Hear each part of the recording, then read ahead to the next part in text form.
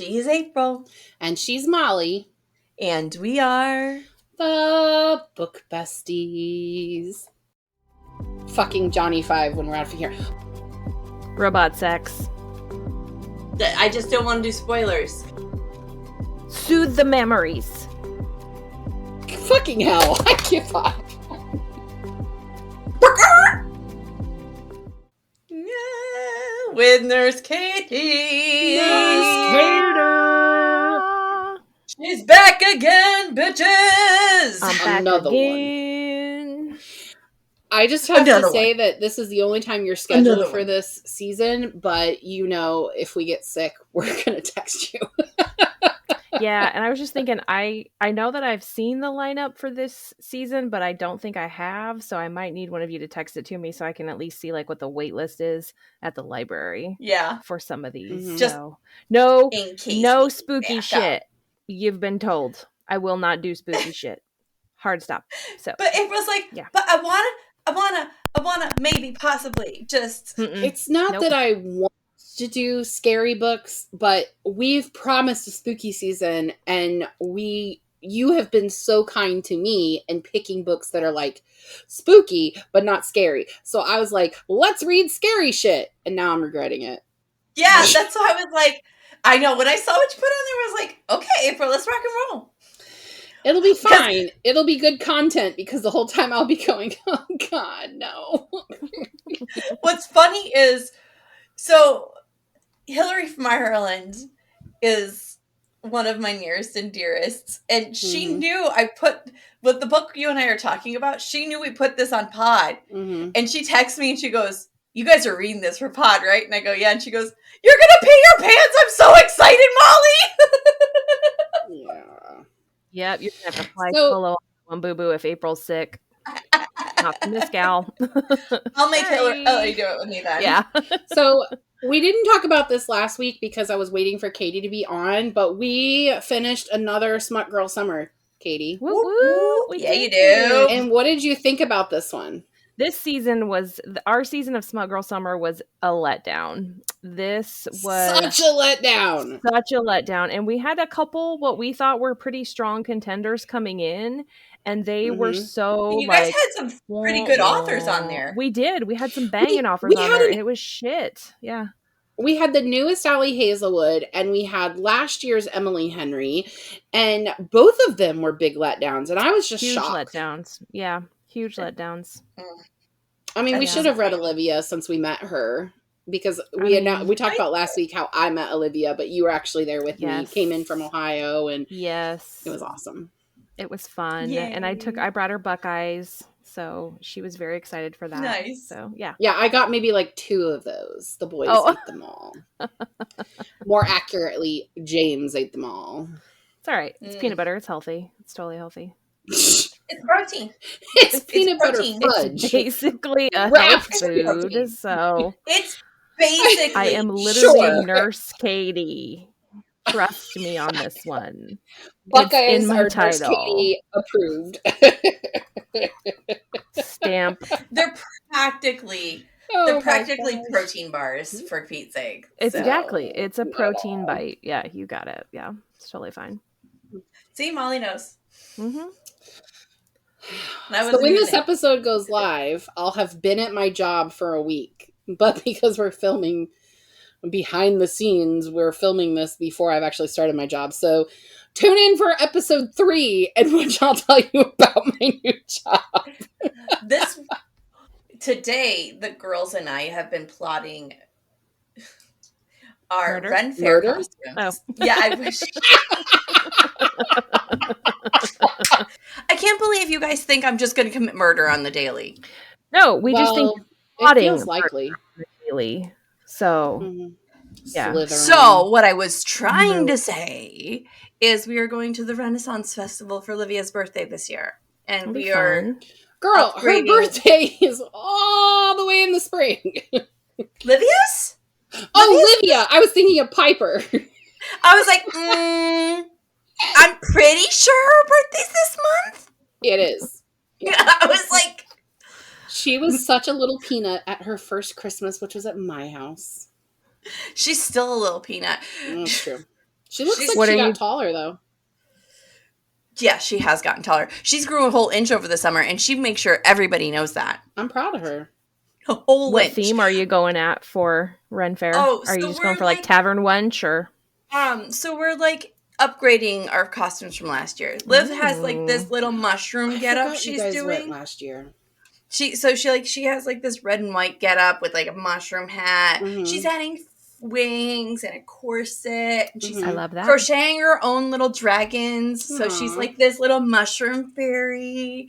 And I'm gonna make myself more of a witchy vibes. I'm getting I saw this thing on Pinterest where you take the wicker straw hats and you make it into a witch's hat. So I'm gonna do that. Fun. And I'm gonna put little mushrooms on it. And I think you should make Matt a winch. That would be funny. Poor Matt's gonna be working. He's gonna be what? He's gonna be working. Tater's bringing one of her friends, and she's like, I can dress up however I want. And we're like, yeah, sure. She goes, I'm coming as Spider-Gwen. I was like, let's rock it, girly. Come as Spider-Gwen. Spider-Gwen. All right, so do we feel like we should probably talk about this book that we're here to talk about? Please. Allegedly. That's the theme of this podcast, so. Books. So this week we are talking about In the Lives of Puppets by TJ Klune. This is a signed edition from Barnes & Noble. Ooh, this is a paperback with a I got a signed edition. I didn't actually meet him, but I got a signed edition. I text you ladies about, I want to say 2 weeks ago, asking if either of you had a physical copy of this book. Mm-hmm. I was scrolling through my bookshelves a week ago and I found it. So I didn't know I owned it. Straight edges. That thing's beautiful. Isn't it pretty? Yes. That's really a very pretty. Molly looking cover. Yes, it is. It's super green. It's super green. And this is our third TJ Klune. I guess I should probably give a synopsis. What do you think? I mean, yeah, I guess if you want. I have no idea how long we've been in here. All right. TJ Klune's In the Lives of Puppets is supposed to be a modern retelling of Pinocchio, now with robots. The story follows a found family, which Klune is known for, made up of patriarch android Giovanni, his human son Victor, their vacuum robot Rambo, and their robot nurse Ratched. When Vic discovers a new robot affectionately named Hysterically Angry Puppet, or HAP, their lives are forever changed, especially after the smooth androids show up and kidnap Geo, after discovering the chemical contents of Vic's blood in the scrapyard. I said scrapyard. Scrapyard. Scrapyard.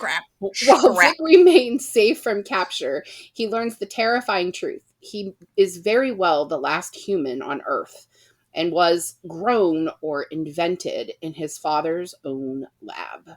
Ooh. Armed with this knowledge, Vic, Hap, Rambo, and Ratched start off on a Wizard of Oz type journey, complete with evil robots, a demented sideshow conductor, and the mysterious Blue Fairy, in an effort to bring Geo home. There we go. That's all I could. That's what the synopsis. I have my bell ready, just so you guys know. Oh, where's my bell? Oh, hold on, I gotta dig it out. This book pulled from so many kids' books. I was like, well, that's a question, so just wait a minute. I'm gonna wait. Soothe the memories. We'll bell for you if you can't find it, Katie. Okay. Soothe the memories. Yeah, instead of calm your tits, that's what my kid tells me, is to soothe my memories. I'm gonna give that to you said because soothe your memories, and I was like, because the oldest has been. She's been saying that a lot lately. Calm your tits. Yeah. So soothe your memories. Smooth. I was going to say smooth your memories. Smooth them. We are get the sandpaper out. Molly, stop it. Question number 1. This is the third TJ Klune we have covered for pod. How do you feel this book stacked up to House on the Cerulean Sea and Under the Whispering Door?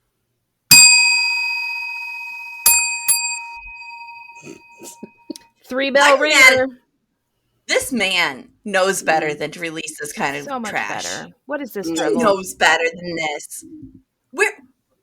this was a rushed book. This was a book. His publisher was like, okay, you're hot. You need another book. And he's like, look, I don't think this book is that as good as my other ones. It doesn't matter. We want another book. They want it. This is, we're on a 3-book contract. We need to get the 3rd book out. Yep. That's what I felt like it was. Mm-hmm. Money. That's exactly how this felt. Well, I mean, he already got a money grab. Behind me here are the hardback releases of his self-published werewolf series. Mm-hmm. And that was a total money grab too. They were already published in Kindle because they were self-published, and you could buy paperbacks of them. They re-released them as hardbacks. And I am a dumbass and bought all of them. Whatever. Yeah, I mean, I've said this on this podcast. It only counts as one book in the budget, just so you know. Correct. And the 4th book actually came out in July. And I had so many #NotSponsored Barnes & Noble points that I got it for free. Mm-hmm. Yes. So girl math. So duh. Girl math. It was one book. Girl math. I don't know. It's frustrating. It's frustrating when the bar is so high with this man. Yeah. Yes. When he pops out freaking emotionally holding you in warm hug bangers, and then you give us this, and the only thing I can say I'm happy about is the fact that he quoted Firefly. Yeah, I missed that until you pointed it out through text message to us. Hey, you don't misbehave. No Firefly, do you? I know it's Nathan Fillion, but that's about it. Yeah. Well, and Alan Tudyk. Oh, I didn't know he was in that. I love him. Oh, he's fantastic in it. Some people juggle peas. Yeah. He's my favorite on the show, Wash. Yeah. He went to Juilliard. Did he really? I went to Juilliard. There's an awesome side note. There's an awesome video of him voicing the chicken from Moana. I was just going to say, yeah, he's the chicken in Moana, and he's a Juilliard trained and artist. He's laughing at himself and going, I went to Juilliard. What did I text you that he was in, Molly? That he was totally random. He's something in Encanto. No. So he in Encanto, he's a toucan. A toucan. Oh my God. See, here's the deal.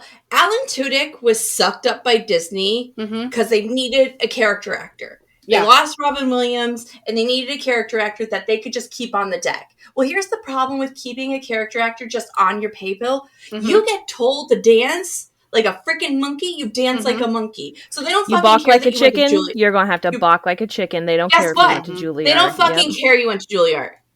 They know you can do the best chicken noises at anybody else that went to Juilliard. My favorite is that in Zootopia, he plays Duke Weaselton. Yes! In Frozen, he plays Duke Weselton or something. Yes, they do. It's like, it's the same. Yeah. But they're trying to do that more for him. He was making jokes about how there might be more of those kind of characters for him in the future, which I wouldn't be surprised if he just fucking chicken. You can't just like bok bitch. Like, I don't get it. But I would die to see the paycheck from that, because you know very well he just went and he got $1 million check, right?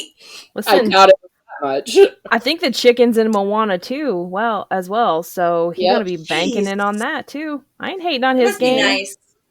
Okay, so great. Back to the book, because we got way off topic. So here. Watch Firefly, Nathan Fillion, very good.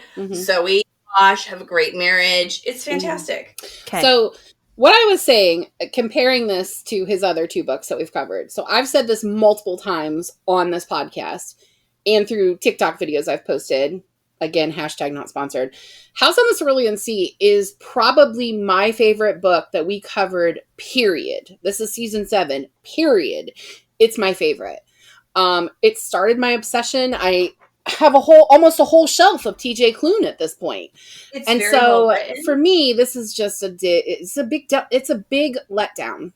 It's very disappointing. It is very disappointing when you get consistent 5-star reads from a writer and they give you a 2-star piece of trash. Yeah. It's like, when did you write this in middle school? Like, I wouldn't say it was trash, but it just wasn't.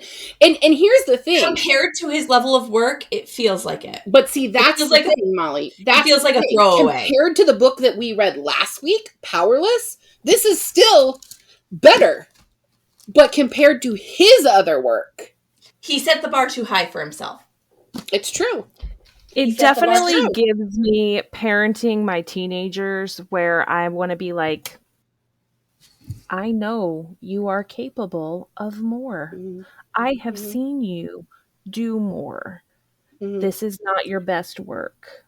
I'm not mad. I'm just disappointed. Yeah. Yeah.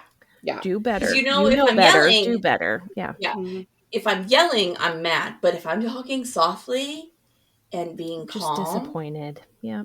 You're really fucked up. The thing is that I still really want to meet him and chat with him. I do too. Me too. And tell him how much I love Cerulean Sea. I would love to talk to him. Well, Hell, if he wants to bring the sequel to Cerulean Sea on, come on over, TJ. I love how he likes to portray messages. Mm-hmm. And so the message in Cerulean Sea and Under the Whispering Door, like, I loved both of those messages. But this one, I had no idea what the message was. Like, I was like, I didn't get this book. I don't understand this at all. Yeah. Yeah, Symbolism, I texted you who all. Dat? Never heard of her. Yeah. Well, I texted you guys that that when I wrote my questions for this, like, this felt like a smart book to me. And, like, I wasn't even sure if my questions were, like, too English teachery. Because that's not really what we do for pod. Tom always calls us a comedy pod. Like, comedy pod with books. And this book isn't that. No. The humor in this book was written into the robots. Yes. Mm-hmm. That's where your humor is the robots. Yeah. All right, so next question. Giovanni's original designation is General Intelligence Operative, or GEO. HAP was originally Human Annihilation Response Protocol, HARP. And Nurse Ratched stands for Nurse Registered Automation to Care, Heal, Educate, and Drill. Which, why? So I want to talk about the names of things in this book. Since all the names are sort of symbolic, like, what do you think of the character names in here? There's a lot of pop culture. Mm-hmm. Rambo, Ratchet. Mm-hmm. You know what I mean? Like, yeah. I think Giovanni is kind of close to Geppetto, and since it's a puppet, you've got Victor, which actually literally means the winner, right? Yeah. So Geo created life. He beat the death of humans. Yeah. So he made the victor. I don't know what good it's going to do because Victor is a man and there's no other one. An asexual and he falls in love with a robot and he's asexual. So the human race lasted for a good long while with him. Yeah. Yeah. And Hap doesn't have a penis because we are told that consistently. Smooth like a Ken doll. Smooth like a Ken doll. That consents. Nurse wants us to know. She's no penis. I love Nurse Ratched, okay? She's hilarious. She makes this book. Like, that's what I want to ask TJ Klune. Who is your inspiration for Nurse Ratched? Like, I just really want to know. The OG nurse. So, somewhere along the line, he coded the Nurse Ratched from One Flew Over the Cuckoo's Nest. Oh, yeah. Yeah. But I love that in order to do that, she has to drill. And then I love how she always offers the suckers, but she's out of them. Yeah. She's out of them. She hasn't drilled in a while, and she really wants to. And also, she wants to murder. Like, yeah. And every time she offers you a lollipop, she's like, I really wish we refilled that. And then she forgets that she didn't fill it and offers it again. Would you like a lollipop? Like a sucker? Oh, wait, we're out of those. We should really fill those, Victor. Yeah. And then, like, she offers Victor one, and 10 minutes later, it's like, Victor, why haven't you filled them yet? I don't know. It's 50 million, and we haven't had lollipops pre-made in forever. And this is Rambo. I love And it's Rambo. basically a Roomba with arms and like claws. I was trying to explain to Matt, like, the scene where they're animating Hap, you know, and I'm trying to explain Rambo, and the only thing I can think of is Pain and Panic from Hercules. And Pain's the one that's like, hey, it's not the one that does the voiced by Babcat Goldwick, the other one, who he's like high anxiety all the time. That's who I picture voicing this character. Oh. So I picture that this is the robot version of Sam. Hi, can I be your friend? Hi, can I be your friend? Hi, can I be your friend? And he's just kind of like, wait a minute, squirrel, squirrel, squirrel. And I'm like, oh gosh. Oh, I see more fear in him than a child. Yeah. But Sammy's a good comparison. Yeah. A 10-year-old, a little boy is a good comparison. Sammy's 8. Don't grow him up yet. My bad. I apologize. Okay. He's just so tall. Well, that is Molly, true. he's so tall. That is true. All right, so question 3. At the beginning of the story, we have a found family established. When Hap joins the family, the vibe changes. For one thing, Victor, who identifies as asexual, might have an interest in the android. That kind of surprises him, but not anybody else. Like all of Klune's novels, this book is queer.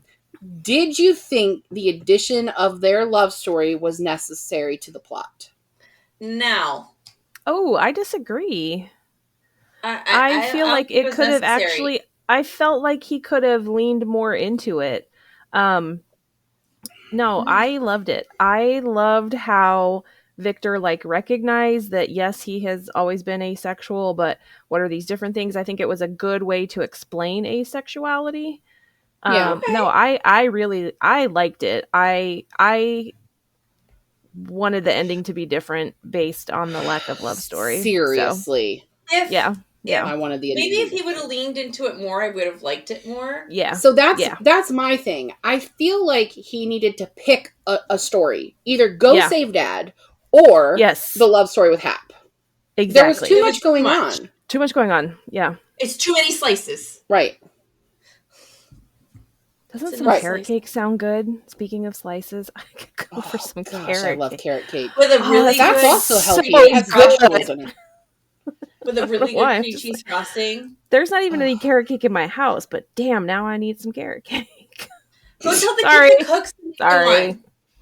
There's a baker downstairs. Go tell her to make one. I have carrots in my fridge.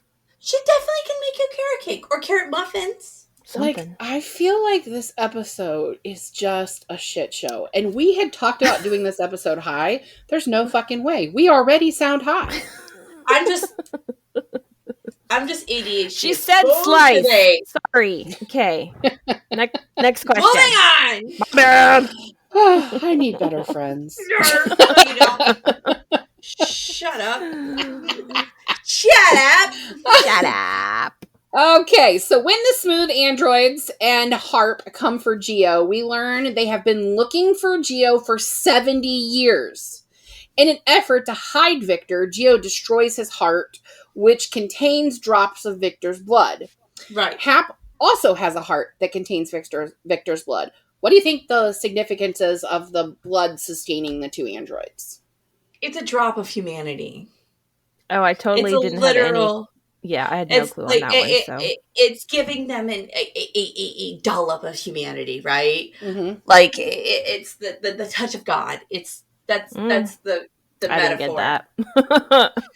So that was not it. Yeah. That was the metaphor I was getting. That's not what I thought, Molly, but I do see that. But they already had that because Geo developed a conscience before he left. Yeah. So the conscience be your guide thing again, because Jiminy freaking cricket. But I think that it's actually the life sustaining side of it. That these robots will die. Eventually their batteries won't work anymore. Right. And not that humans don't die, but we have a life sustaining thing. And you think about it from the medical world. I'm no expert, but we use blood to save people. Yeah. Yeah. So that's what I was seeing. It's life-giving. By the way, I did not put this as a question, but I am posing it right now because I had a big issue with this. There are a bazillion harps. Why is there only one Geo? That is a great question. Wait, no, when they get to like the area where all there aren't there other, like, he's in his own section. There are other scientists, but not other Geos. He's the Geo. He's the general innovative operative. See, I read it as there was, like, he was in his own lab and there was another Geo over here and another Geo over here, not just other scientists. Oh, well, he doesn't have a number like Harp does. True. That's very true. That's very true. So why is there only one fucking Geo? How'd they make all the fucking robots? GIOG. Like he made other Geos? Yeah, he's the OG Geo. Yeah. Molly didn't sing that, so Katie gets a 1 count. Molly, if Molly sings, we're up to 1 for Molly. We're counting how many times Molly breaks the sound at this season. My theory is, I just spitballing this here, all the other Geos started getting humanity, and so they killed them as soon as they caught them. He's the last one that escaped while having a sense of humanity. But he's the one that invented the harps. That's what I'm saying. Yeah. I don't know. I don't know. I'm really Get Klune on the phone. It really has been something that bothered me. I'll just dial him up. Him and I are so close. TJ, baby, we got questions. My guy, we have a few questions. Along the journey to save Geo, the other characters encounter and are kidnapped by the conductor. The conductor runs a sideshow of human artifacts and travels by floating train. What do you think about the conductor? It made me think of a neurotic CeeLo Green for some reason. Like, that's all. The actual fuck is what I was thinking. Like, what? Yeah. Yeah. You know that he had, like, crazy eyes. It was like, hey, come to the show! Like, he's crazy. I think he's supposed to be like Pinocchio, like, Pinocchio gets drug into the sideshow and then that's how he becomes a donkey and all that. Right. I think that's what he was supposed to be, but he was very weird. I can't remember the movie now and it's gonna bug me. But in the 80s, there was this movie where there was animatronic and creatures and puppets and all that, and there was this big round robot with a mustache. Do you guys, it looked like the Pringles guy. Nobody knows what I'm talking about. Nobody knows what you're talking about. That's okay. I'm going to move on, and I will find it and put it in the notes. Okay. I felt like this part drug on, too. My gosh, did it. Yeah. To me, it was lazy writing. It was the connection between getting them from far away in their little community that Geo had made to the city. And it wasn't right. I don't know. I'd have been fine with a time jump at that point and just been like, 3 months later. You know what I mean? Right. Like I did not need that crazy ass sideshow. And like for me, because I listened to the audiobook, I know both of you did too. I love the narrator. He's this such a good narrator. He's I don't know if he did Under the Whispering Door because I read that one on my Kindle, but love that narrator. The voice that he did for that one, like, made me want to just be like, I don't know why. Take your ears out. Grated on my nerves. Like, I would be like, how much fucking longer in this chapter? Like, and the conductor was like unnecessarily sexual. Like he was he was hitting on Hap and had a lot more sex than it needed in it. Oh yeah. And he like was hitting on Hap, and Nurse Ratched was like, oh, but he doesn't have genitals, and he's like, he's got fingers, doesn't he? Yeah. And then he was hitting on Ratched and telling her to come back and see him, and they could have a good time. And it's like, why are these all like robots do not have sexuality? In this world, they do. They do. Obviously. That's actually a question I have, which is a good segue into the next question. When the rescue party reaches the City of Dreams, we learn it was formerly Las Vegas. What do you think is the significance of this? I'm ringing a bell for one reason and one reason only. Percy Jackson. I've never read it. Percy fucking Jackson. I've never read when it. they go to the Lotus Hotel? Yep. In Vegas. The person in Vegas that has the secrets and the answers is in the middle of a hotel in Vegas. Where are we going? To Vegas for ants in Vegas. It's just Percy Jackson. It's just Percy Jackson. I was very confused about where we were in the City of Dreams, right? Because it was like context. in the same building that like Geo and the Harps were in. It was just like a back entrance. Like, how are they hiding there? So, have either of you ever been to Vegas? No.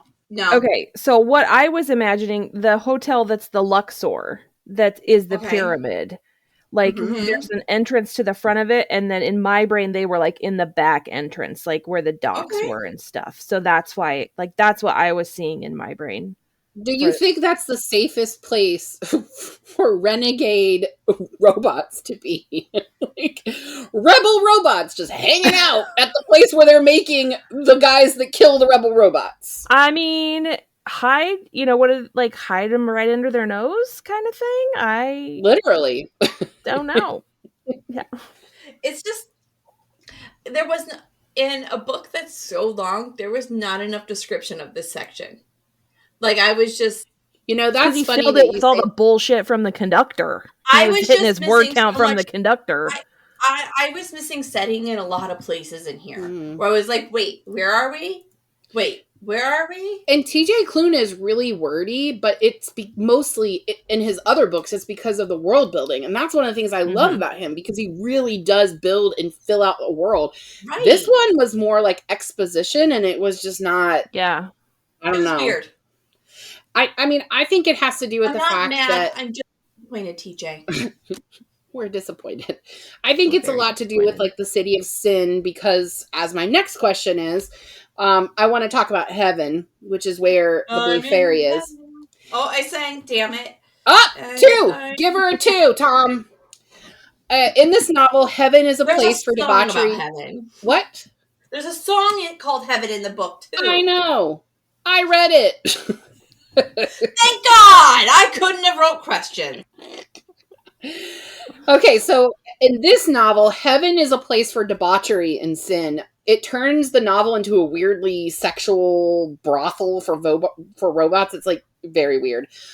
So what do you think that Klune was saying with the inclusion of the robots sinning? That we're all sinners and icky? Like, I don't know, man.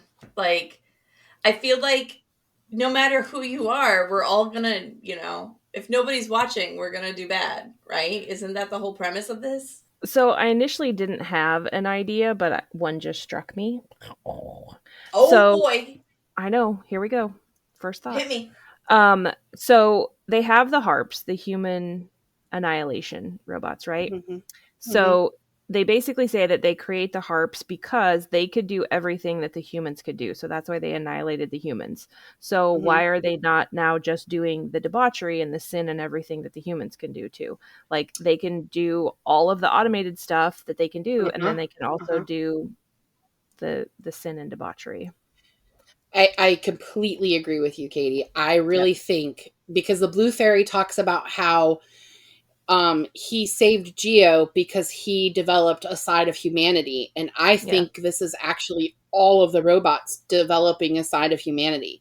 Yeah. It's not the side of humanity that we want to win, right? We want that to be, we want the humane side that wins to be the one that created another human and is going to sustain life.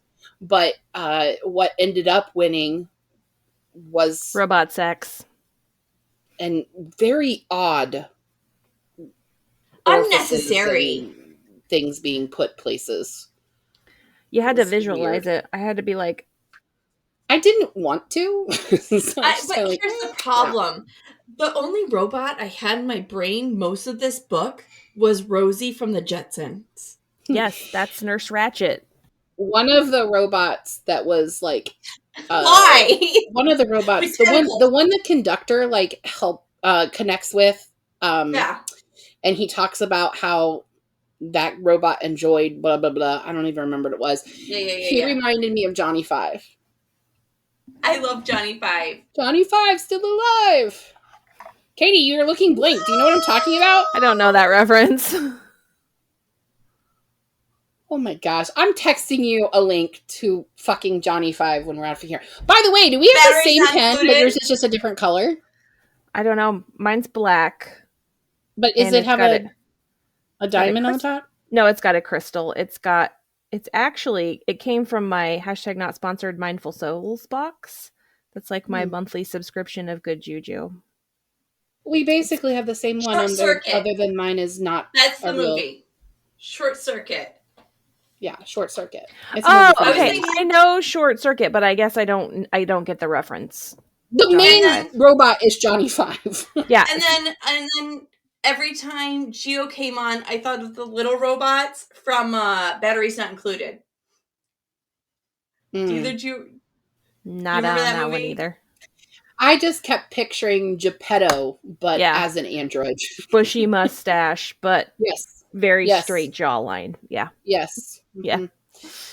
All right. The Blue Fairy is a very interesting, I guess that's a good word for him, creature. They are described as a sexualized body with male and female anatomy, a deceptive demeanor that is hard to decipher between good and evil. The Blue Fairy tends to give robots whatever they desire. Do you think they are modeled after any particular archetype? Oh, yeah. It's Please elaborate, because I don't. I had a very distinct picture in my head. It's the sirens from mythology. Oh, okay, I could see that. Yeah. And whatever you want, just come a little closer. Have you seen Wicked? Mm-hmm. The song where the say drink a little bit of more. 3. Just yep. Damn it! Continue on without me for the rest of the episode. Have you guys seen Powerpuff Girls? Yeah. Yes. The red guy, the one that was Satan from there. Paint in blue, that's the Blue Fairy. Yes. Yes. Okay. With the wizard from Wicked. Yes. Okay. Singing and dancing. I get it. I see it. I gotta squint and tilt my head a little bit on that one, but I'll get it. It's a Rorschach test. It's a. Who do you see the Blue Fairy as? Yeah. It's a seeing eye poster. You gotta move back and forth. Well, I mean, for me, what is with your nails? I pick. Oh Lord! Don't look at them then. Sorry. Look at this way. I have no control. For me, it was thinking about this like, okay, I know that that's not what TJ Klune was going for here because he's an atheist, but thinking about this from a Christian perspective, who is the ultimate tempter? Who gives the desires, no matter what they may be, that are Lucifer. Lucy. Right. Yeah. Lucy. And I just kept picturing, I think they call him, I don't remember what they actually call him. Whatever you want to call it. I think they call him like it or he who will not be named or something like that in Powerpuff Girls. I'll put it in the notes, but he's cross-dressed, right? So like it's a male character who is wearing like fish, almost like Rocky Horror. They call him him. Frankenfurter. Mm-hmm. Dr. Frankenfurter. Yeah, I really they call him him. HIM. They call him what? They call him him. Oh, okay. Well, anyway, that's who I was picturing. I love Frankenfurter. Blue. I want to watch Rocky Horror again. I haven't seen it live in a while. Not since Tom and I were first dating. Side note, Tom cross-dressed for that. Yes. Zero surprise. I'm actually proud of him. Was he Electra or who did he dress as? He just wore like a whatever bustier and I love that corset and yeah. I all feel the like things. I feel like my kids are old enough to go to a live one this year. Maybe we'll do that. Oh, I bet your kids would love it. We've both that'd seen be it fun like for 8 min- times at home. That'd be it's so like much fun. I wore classic. a corset and a little lingerie skirt, and some guy who was totally gay, like was holding hands with his boyfriend, lifted up my skirt and slapped my ass. I love that. And I was Here like, for it. what the Thank fuck? you. Also, I was teaching at the time, and I was teaching at an art school, and my students were there. They were part of it. Oh, was very embarrassing. That's fun. Yeah. That's fun. In the end of this novel, the end of this novel comes very abruptly, in my opinion. Victor has rescued Geo, but Hap's heart is destroyed and he's no longer alive. Victor creates a new heart for Geo, but he doesn't come back the same. When Victor finally makes Hap a new heart, the two are together, I guess, for lack of a better word. But what did you guys think of this ending? This was so depressing. Oh my gosh. It was so fucking depressing. I read all this and that was the ending you gave me? Come on, TJ. Come on. I get we can't always have nice things, but this was not nice. That was heartbreaking. Every other one of his books has had a happy ending. Like, why are you doing this to us? Why? I think it was like intended to be a happy ending because like he brings them back and they like go off together, but it wasn't. It didn't end up that way. No, I don't. It was more like this was intentional. This was very intentional. It was more like the curtain dropped before we got to see. Yes. Like, look. Life isn't, sometimes you do save the day. And sometimes when you do save the day, that doesn't change anything. And I think that's what this is. Sometimes, no matter what you do, you can't win. When was this published? That fucking sucks. Last year. So I'm pretty sure this do you was think just, he wrote it during COVID? Do you think he wrote it during COVID? He was like, life is useless and unnecessary and we're all going to die. Do you think he was like in this COVID depression? Yeah. So was he writing it during COVID where he was like, because talking about like the lifeblood and, all of that. I wonder if he did write this during COVID and he was just he was just feeling alone and depressed. Yeah. And if that's the case, then this book was a shelved book that he pulled back out because he had to publish a third book. Yeah. Yeah. Which kind of makes sense for the way that it reads. Yeah. Again, we're not mad. We're just disappointed. Come back. TJ, come on. Bring us the next Cerulean Sea book. Defend this book. We will have a good old time. This month. I have it on pre-order. I thought I was going to be the first person to get it on Hoopla, and I got a notification that I was 46th on the list. I put it on hold like a year ago. Like, I don't know. It was like in January. I'm like, what the hell? Released it. So rude. I don't want to buy it because it's coming out in hardback and I have House on the Cerulean Sea in paperback and I just can't. Like, I can mix the fact that I have this one in hardback and I have the Werewolf series in hardback, but I just can't like mix the series with like, it bothers me. That doesn't bug me. Like, it does me a little bit, but I want to read it more than I want to wait for it to come out in paperback. So. Yeah, but I'll just get it from the library and then read it. But over here, like I have the over here somewhere. I have the Grishaverse, and 2 of the books are in hardback and the rest is in paperback, and it really irritates me. It just doesn't look good on my shelf. All of my Grishaverse is in paperback, so it looks real pretty.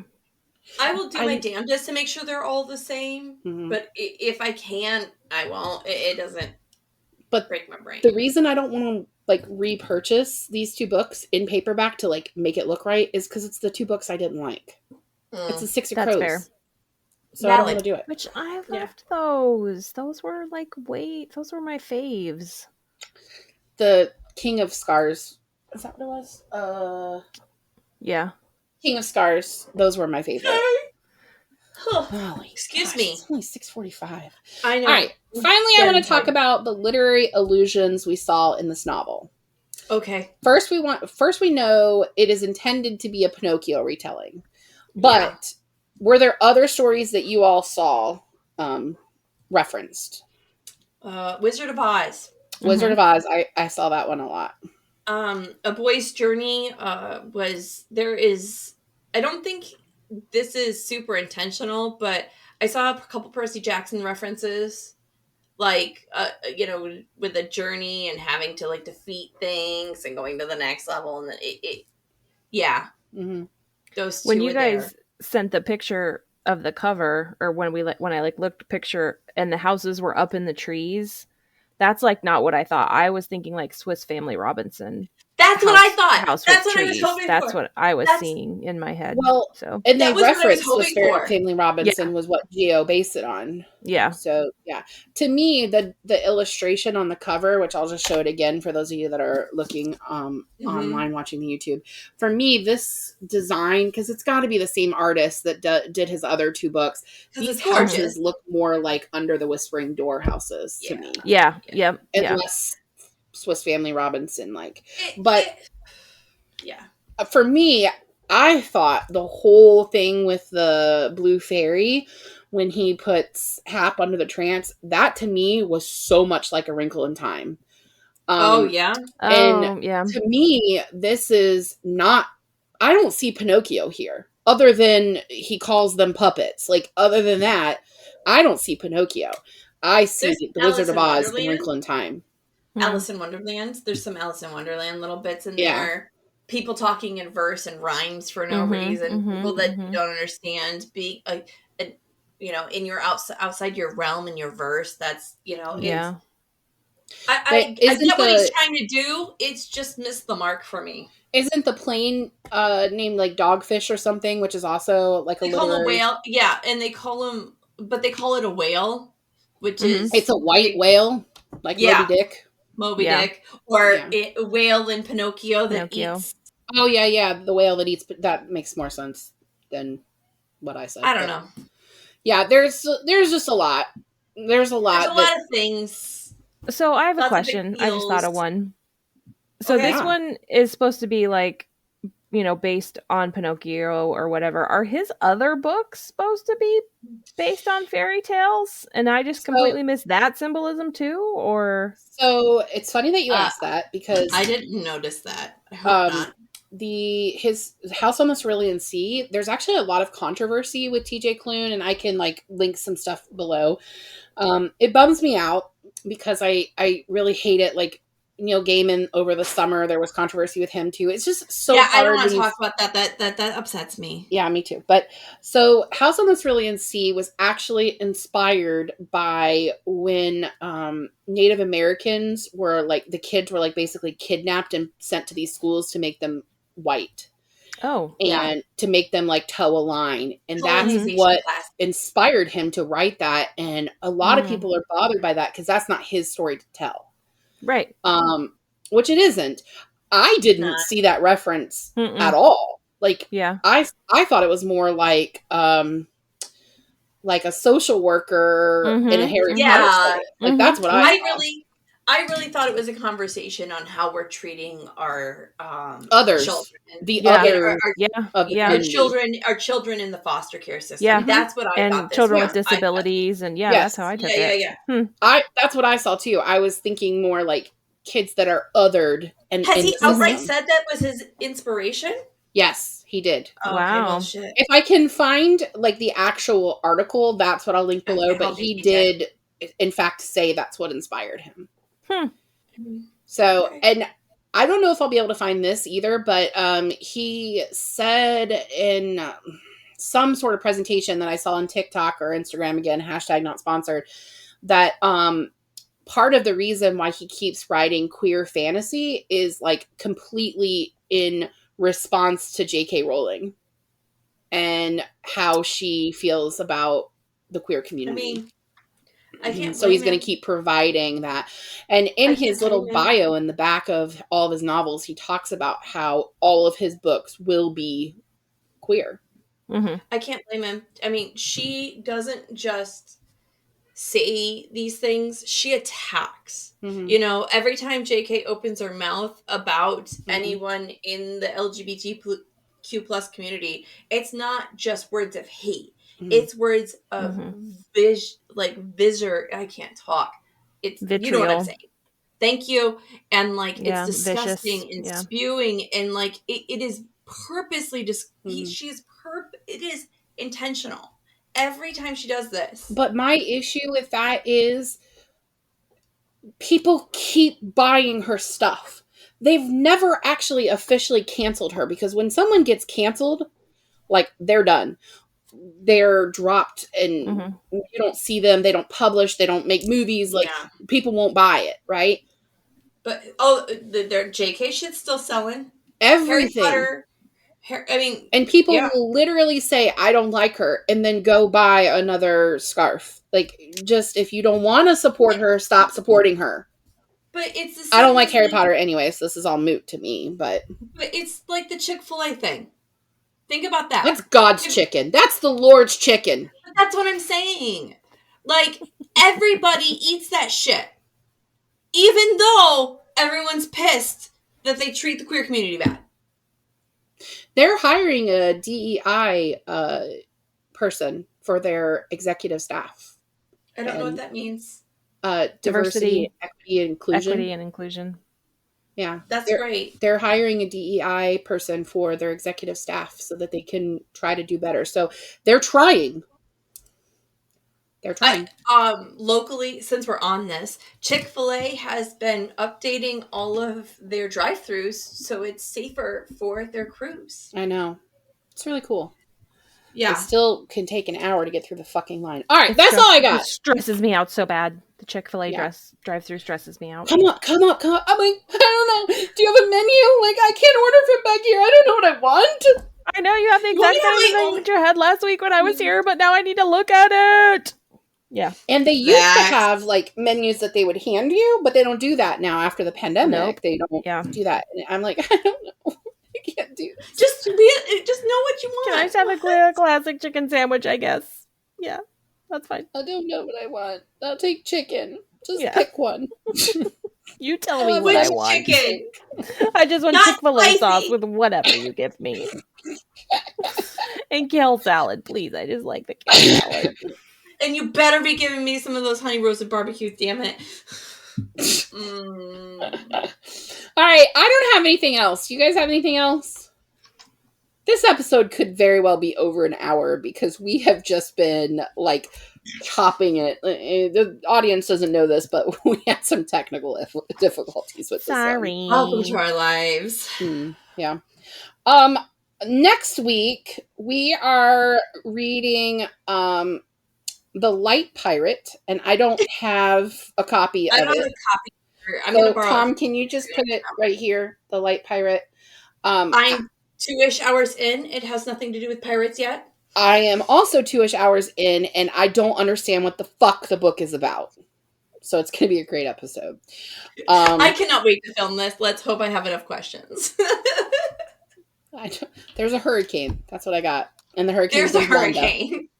That's and what she's pregnant. You might not be as far as me. Oh no, I'm farther. I just don't want to do spoilers. Okay, we'll do spoilers next week. Katie, we love you. We promise not to bug you in October. Yep, but, not doing it. Yeah. But, you know, you may have to Don't worry, Hillary's doing it. She just doesn't know it yet. Oh, okay. We're coming for you. Before we go, check social media. We'll be posting the October reads, which, as we've already said, are scary this time. We are actually doing some legitimately scary books. We are also, I am very, very happy to announce that we are not just going to be doing scary books in October, because we are actually going to be filming live. We are going to be filming live at Novel Grounds in Chesapeake, Virginia on October 12th. That's at 3:00. We will be definitely did not emailing have the 3rd written in my email. You what? I definitely didn't have the 3rd on my calendar till the beginning of this week. It's the 13th boo, so that's good, right? 12th. Oh, 12th. We're both killing it. So we will I'm be so good at pod. We will be at Novel Grounds. So well. Guys, come on. Sorry. Respectfully, fuck both of you. Okay, so Don't make me do it. They're about to bell me. November, no, fucking hell. I give up.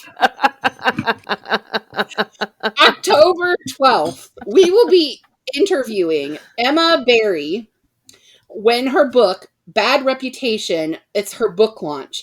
She's local. I'm so excited for this book.